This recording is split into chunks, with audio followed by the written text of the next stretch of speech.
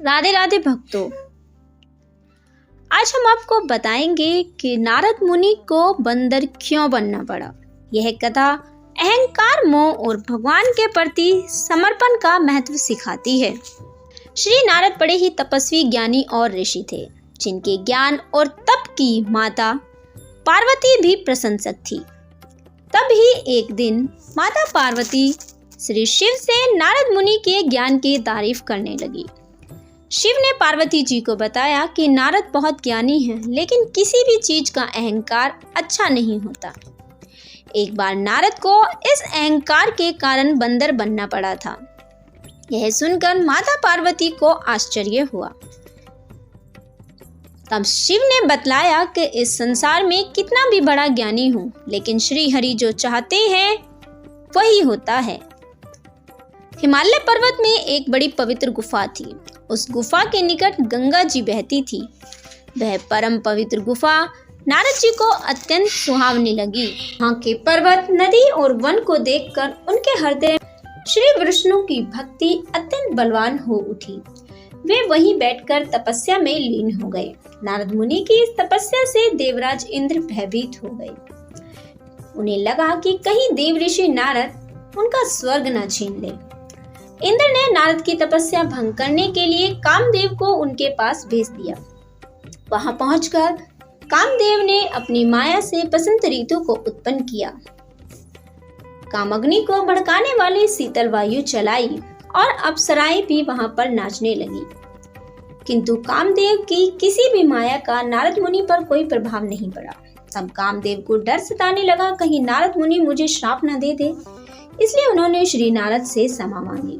नारद मुनि को क्रोध नहीं आया और उन्होंने कामदेव को क्षमा किया। कामदेव वापस अपने लोक में चले गए। कामदेव के चले जाने पर नारद मुनि के मन में अहंकार हो गया। उन्होंने सोचा कि मैंने तो कामदेव को जीत लिया। वे शिव के पास चले गए। उन्हें अपने कामदेव को हारने का हाल सुनाया। भगवान शिव समझ गए कि नारद जी को अहंकार हो गया है। शंकर ने सोचा, यदि इनके अहंकार की बात विष्णु भगवान जान गए तो नारद के लिए अच्छा न होगा। इसलिए उन्होंने नारद से बोला कि जो बात तुमने मुझे बताई है वह किसी और को मत बताना। नारद जी ने सोचा कि यह बात शिव को अच्छी नहीं लगी कि मैंने कामदेव को हराया है, इसीलिए वह ऐसा बोल रहे हैं कि यह बात मैं किसी को ना बताऊं। तो नारद जी क्षीर सागर में पहुंचे और भगवान महादेव के मना करने के बाद भी उन्होंने सारी बात भगवान विष्णु को सुना दी। विष्णु समझ गए कि नारद को अहंकार ने घेर लिया है। अपने भक्त के अहंकार को वे सह नहीं पाते।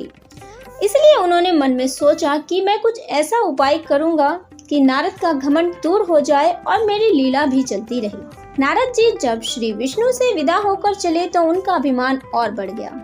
इधर हरि ने अपनी माया फैला दी और नारद जी के रास्ते में एक बड़ा ही सुंदर नगर बनाया। उस नगर में एक वैभवशाली राजा रहता था। उस राजा की विश्व मोहिनी नाम की एक सुंदर बेटी थी। वह विश्व मोहिनी स्वयंवर करना चाहती थी, इसीलिए कई राजा उस नगर में आए हुए थे। नारद जी उस नगर के राजा के यहाँ पहुंचे तो राजा ने उनका पूजन कर उन्हें आसन पर बैठाया।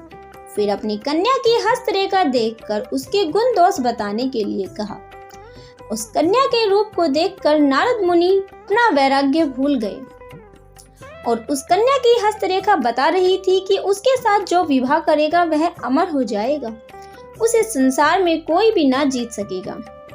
संसार के समस्त जीव उसकी सेवा करेंगे। यह बात नारद मुनि ने राजा को नहीं बताई और राजा को उन्होंने अपनी ओर से कुछ और बताकर कह दिया। नारद ने सोचा कि कुछ ऐसा उपाय करना चाहिए कि वह कन्या मुझसे विवाह करे। यह सोचकर उन्हें श्री हरि की याद आई और वह उनके सामने प्रकट हो गए। नारद जी ने उन्हें सारी बात बताई और कहने लगे कि नाथ, आप मुझे सुंदर रूप दे दो ताकि मैं उस कन्या से विवाह कर सकूं। भगवान हरि ने कहा, हम वही करेंगे जिसमें तुम्हारी भलाई हो। यह सारी विष्णु की माया थी। विष्णु जी ने अपनी माया से नारद जी को बंदर का रूप दे दिया। नारद जी को यह बात समझ नहीं आई। वो समझे कि मैं बहुत सुंदर लग रहा हूँ। वहां पर छिपे हुए शिव जी के 2 गणों ने इस घटना को देख लिया। ऋषिराज तत्काल विश्व मोहिनी के स्वयंवर में पहुंच गए। साथ ही शिवजी के 2 गण भी ब्राह्मण का रूप बनाकर वहां पहुंच गए। वे दोनों गण नारद जी को सुनाकर कहने लगे कि भगवान ने इतना सुंदर रूप दिया है कि राजकुमारी इन्हीं पर रिझेगी।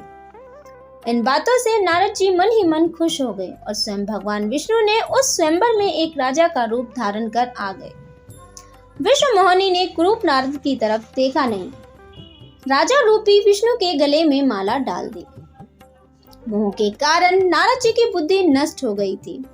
राजकुमारी द्वारा अन्य किसी राजा के गले में माला डालते हुए देख वह परेशान हो गए।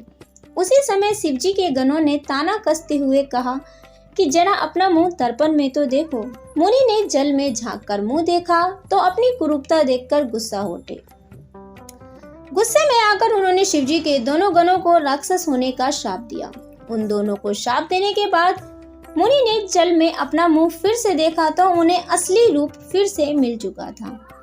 नारद जी को असली रूप वापस मिल गया था, लेकिन भगवान पर उन्हें बहुत गुस्सा आ रहा था। विष्णु भगवान के कारण उनकी बहुत हंसी हुई। उसी समय वे भगवान से मिलने के लिए चल पड़े। रास्ते में उनकी मुलाकात विष्णु जी, जिनके साथ लक्ष्मी भी थी यानी कि विश्व मोहिनी थी, उनसे हो गई। उन्हें देखते ही नारद ने कहा कि आप दूसरों की खुशियां देख नहीं सकते, आपके भीतर ईर्ष्या और कपट भरा हुआ है। समुद्र मंथन के समय आपने शिवजी को बावला बनाकर विष और राक्षसों को मदिरा पिलाई और स्वयं लक्ष्मी और कौस्तुभ बनी ले गए। आप धोखेबाज हैं, मतलबी हैं, हमेशा कपट का व्यवहार करते हैं। आपने हमारे साथ जो किया उसका फल जरूर पाएंगे। आपने मनुष्य रूप धारण करके जिस मोहिनी को प्राप्त किया है, मैं आपको श्राप देता हूँ कि आपको मनुष्य जन्म लेना पड़ेगा। और आपने हमें स्त्री से दूर किया है, इसलिए आप भी स्त्री से दूरी का दुख सहन करेंगे। आपने मुझे बंदर का रूप दिया है तो आपको बंदर की ही मदद लेनी पड़ेगी। नारद के श्राप को श्री विष्णु ने पूरी तरह स्वीकार किया। उन्होंने उन पर से अपनी माया को हटाया। माया के हट जाते ही दिए हुए श्राप को याद कर नारद जी को बहुत दुख हुआ, किंतु श्राप एक बार देने के बाद वापस नहीं ले सकते, इसलिए श्री विष्णु को श्री राम के रूप में मनुष्य बन अवतरित होना पड़ा।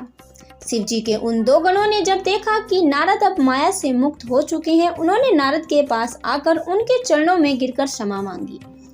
हम दोनों शिव जी के गण हैं, हमने बड़ा अपराध किया जिस कारण हमें शाप मिला, आप हमें शाप से मुक्त कीजिए।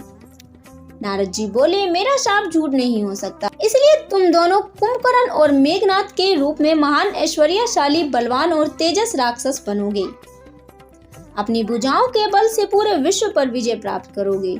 उसी समय भगवान विष्णु राम के रूप में मनुष्य शरीर धारण करेंगे। युद्ध में तुम उनके हाथों से मारे जाओगे और तुम्हारी मृत्यु हो जाएगी।